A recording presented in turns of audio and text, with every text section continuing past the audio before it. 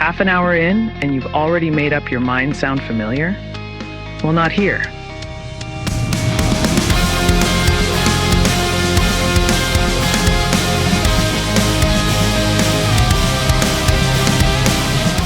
I rewrote this script several times while playing through the game, and I did finish it.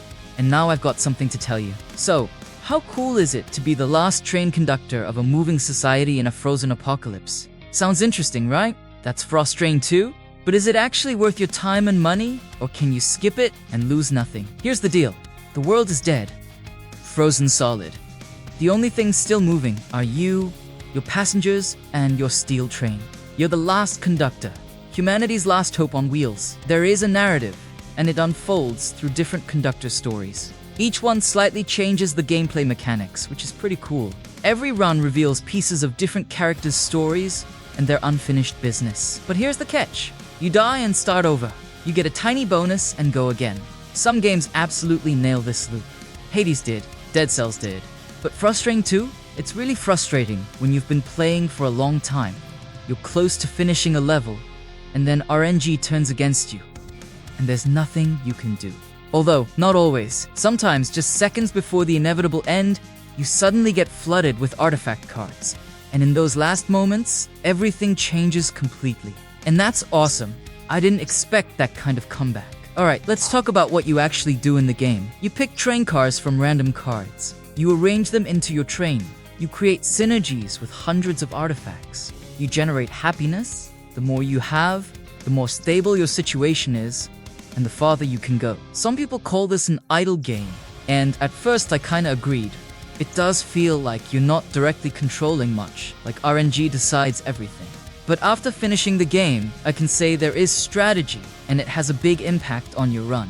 I personally stuck to one strategy and won with it, but now I'm thinking, what if there are completely different approaches? Maybe the game opens up in a whole new way? If you've played it, let me know in the comments. What strategy did you use? I won't reveal everything, but purple worked for me. Now the early runs. Everything feels fresh, exciting, you're curious what's next. But what about run number 5, 10, 20? And these runs are not quick. You start to really feel the repetition. Unlocking new conductors is a grind. The game demands patience. A lot of patience and time. And you came here to have fun, right? Losing here can feel pretty painful, especially remembering how far you got. Variety? Oh, there's plenty. Over 120 decisions. Random events, landmarks, route planning. It's deep, interesting, and even a little fun.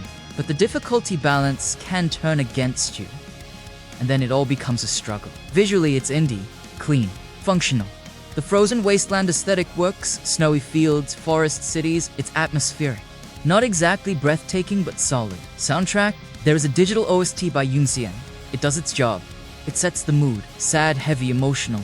Fits the game perfectly. Technically, no major issues. No crashes, no FPS drops. Runs smoothly on almost anything.